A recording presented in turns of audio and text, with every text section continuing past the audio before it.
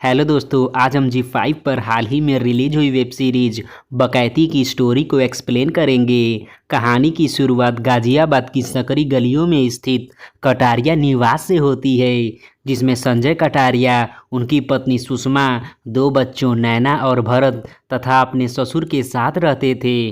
संजय कटारिया पेशे से वकील थे, लेकिन उन्हें नोटरी बनाने के अलावा कोई केस नहीं मिलता था। उनकी पत्नी सुषमा एक हाउसवाइफ थी, जबकि बेटी नैना एक पढ़ाकू तथा बेटा भरत क्रिकेट का दीवाना था। दोनों भाई बहनों की एक पल के लिए भी नहीं बनती थी। उनके घर में एक मोटर लगा था, जो पानी भर जाने पर ट्रेनों के अनाउंसमेंट की तरह आवाज करता था। दिन की शुरुआत उसी मोटर के अलार्म से होती है, जो पानी भरने पर जोर जोर से बजने लगता है, जिस पर सुषमा बच्चों से मोटर को बंद करने को कहती है। लेकिन दोनों मोटर बंद करने के नाम पर खूब लड़ते हैं, लेकिन मोटर नहीं बंद करते। हार मान के संजय को ही मोटर बंद करना पड़ता है। वहीं हमें पता चलता है कि संजय ने अपने घर के एक रूम को किराए पर देने के लिए इंग्लिश न्यूज़पेपर में ऐड दिया था, ताकि उसके पिता को पता न चल सके, क्योंकि वो घर संजय के पिता ने ही बनवाया था। इसलिए अभी संजय को उनसे परमिशन भी लेना था। मोटर का अलार्म बंद करने के बाद संजय नैना और भरत से कहता है कि अब से तुम दोनों एक ही रूम में रहोगे, दूसरा रूम किराए पर देना है। अपने पापा की बात सुनकर नैना और भरत को शौक लग जाता है। वहीं हमें पता चलता है कि रूम रेंट पर देने की मेन वजह घर की ज़रूरतें थी, जो संजय की कमाई से पूरी नहीं हो रही थी। लेकिन नैना और भरत अपना रूम छोड़कर एक साथ रहने के लिए बिल्कुल भी तैयार नहीं थे। इसलिए नैना अपने पापा से कहती है कि मैं कॉल सेंटर में जॉब कर लूँगी, जबकि भरत कहता है कि वो सैंडविच की रेहड़ी लगा लेगा, लेकिन प्लीज़ आप रूम को रेंट पर मत दीजिए। लेकिन संजय दोनों की बातों को नकार देता है। एंड फिर सीन कचहरी का होता है, जहां संजय कटारिया आकर अपने चेयर पर जैसे ही बैठता है कि तभी उसे उसके पिता दिनेश कटारिया का फ़ोन आता है, जो रूम को रेंट पर देने की बात पर उसे खूब डांटती हैं और कहती हैं कि तू बाप को उल्लू बनाने की 1001 तरीके वाली बुक लिख दे। वहीं हमें पता चलता है कि संजय को अपने पिता से मिले बहुत समय बीत गया है और वो बार बार मिलने की बात कहता है, लेकिन मिलने नहीं जाता। जिस पर उसके पिता कहती है कि तुझे अपने ससुर की सेवा करने से फुर्सत मिले तब तो तू मुझसे मिलने आएगा।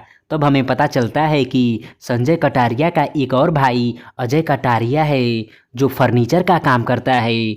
उन्हीं के पास पिताजी रहते हैं। अजय की पत्नी का नाम अलका तथा बेटे का नाम अमन है। कचहरी में ही नए प्रेसिडेंट बने ग्रोवर साहब का फर्नीचर डिलीवर करने के दौरान अजय की मुलाकात अपने बड़े भाई संजय से होती है, जो संजय से कहता है कि बाबूजी की वजह से अलका का माथा पूरे दिन ठनका रहता है।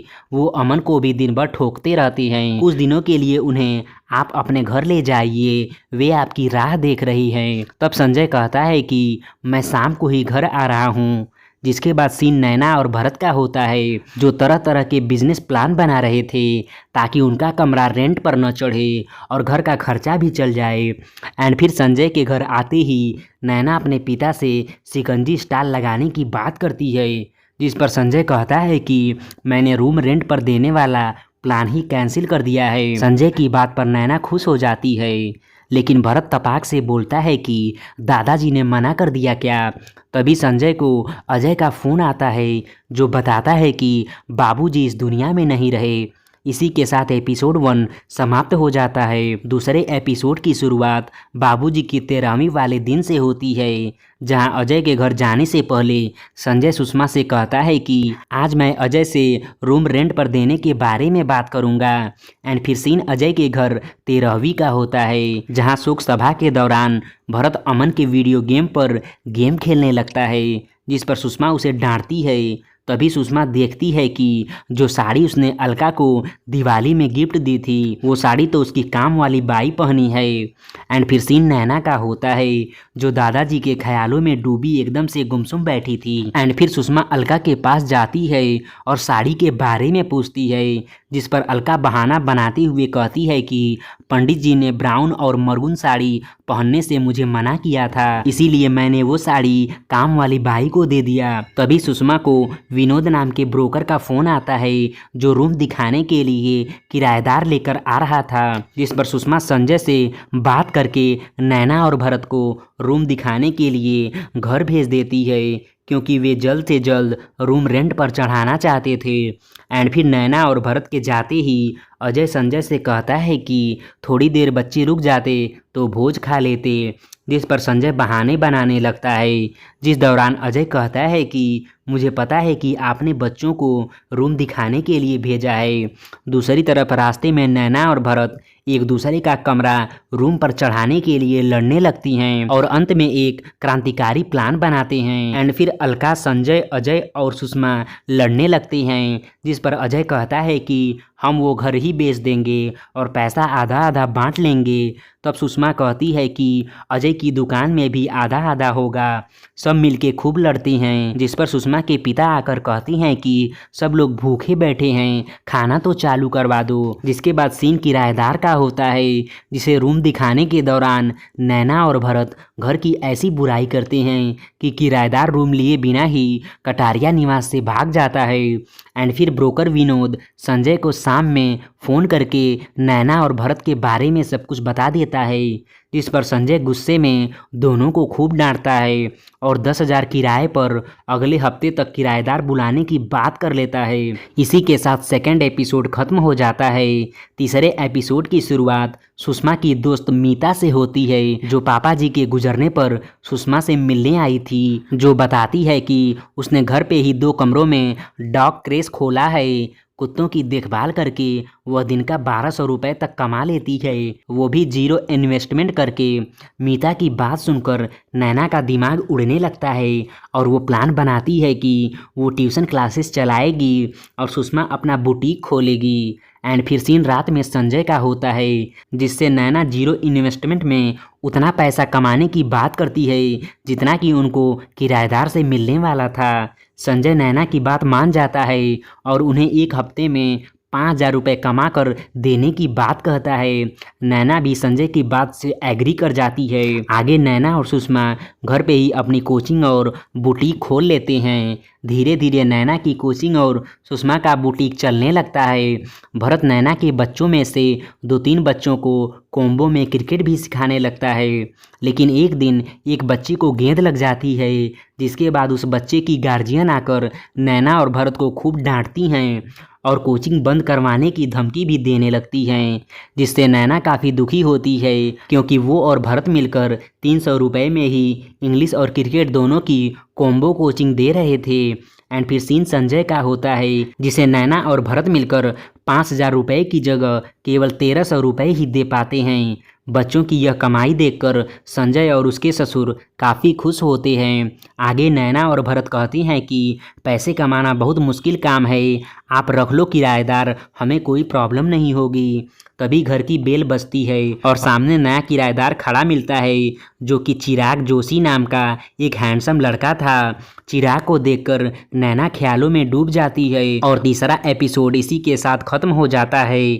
चौथे एपिसोड की शुरुआत सुबह की ब्रेकफास्ट से होती है, जहां 7वें दिन भी कटारिया निवास में नाश्ते के लिए पोहा बना था। सुषमा चिराग को भी पोहा खाने को देती है, जहां चिराग बताता है कि पोहा तो उसका फेवरेट है, लेकिन पोहा देखकर चिराग के सामने ही भरत चिल्लाने लगता है। असल में चिराग का घर देहरादून में था, जो कंपनी में जॉब के लिए दिल्ली आया था। भरत चिराग से भी बेमतलब की बातें करता है, लेकिन नैना उसे बहुत अच्छे से ट्रीट करती है। एंड फिर सीन कचहरी का होता है, जहां संजय के कलीग उसे बताती हैं कि अजय कटारिया निवास बेचने के चक्कर में है, जिसके सिलसिले में अजय ने कल गुरुवर साहब से मुलाकात की थी। घर बेचने की बात से संजय का दिमाग खराब हो जाता है। दूसरी तरफ नैना चिराग के आने पर उसका रूम देखने जाती है और उससे ढेर सारी बातें करती है। चिराग नैना को पीटर पैन नाम की बुक पढ़ने को भी देता है और दोनों एक दूसरे से काफ़ी बातें करती हैं। बातचीत के दौरान चिराग बताता है कि असली खुशी तो अपने घर में ही है, चाहे पूरी दुनिया घूम लो। आगे चिराग मोटर की अलार्म के बारे में नैना से पूछता है, जिसको बंद करने के लिए कटारिया निवास में रोज महाभारत होती थी। एंड फिर सीन भरत का होता है, जो अपना रिजल्ट गद्दे के नीचे छिपा देता है। जिसके बाद हमें सुषमा को दिखाया जाता है, जिन्हें अपना काम तेज करने के लिए एक नए मशीन की ज़रूरत थी, लेकिन उसकी कीमत 18,000 रुपये थी, जो कि उनके बजट से बाहर थी। एंड फिर संजय अजय की दुकान पर जाकर घर बेचने की बात को लेकर खूब झगड़ता है, जहां अजय उसे खूब भला बुरा कहता है। एंड फिर शाम में घर पहुंचकर संजय के साथ सुषमा और नैना भरत से उसके रिजल्ट के बारे में पूछती हैं, जहां भरत झूठ बोल देता है कि हमारे सेंटर पर चीटिंग की वजह से रिजल्ट रीचेक होने के बाद 1 महीने में आएगा। एंड फिर नैना को रूम की सफाई करने के दौरान गद्दे के नीचे से भरत का रिजल्ट मिल जाता है। असल में भरत को 40% मार्क्स ही मिले थे, इसलिए वो डर के मारे किसी को रिजल्ट नहीं दिखा रहा था। तभी नैना को मेल आता है कि उसने पीजी के लिए मुंबई के जिस सेंट मार्टिन कॉलेज में अप्लाई किया था, उसका एक्सेप्टेंस लेटर आ गया है। लेटर देखकर नैना के साथ बंटी भी खुश होता है, जिस पर नैना कहती है कि बता देना सबको रिजल्ट के बारे में। तब भरत कहता है कि मेरी हालत पानी की टंकी जैसी हो गई है, जब ओवरफ्लो होने लगूंगा तो सबको खुद ही पता चल जाएगा। तभी पानी की टंकी का अलार्म बजने लगता है, जिसे बंद करने के लिए एक बार फिर से भरत और नैना आपस में लड़ने लगती हैं, जिस बीच चिराग मोटर बंद कर देता है। एंड फिर हमें चिराग को दिखाया जाता है, जो फ़ोन पर बातें करते हुए काफ़ी परेशान लग रहा था, और वो फ़ोन करने वाले से दोबारा कभी फ़ोन न करने के लिए कह रहा था। इसी के साथ चौथा एपिसोड खत्म हो जाता है। धन्यवाद।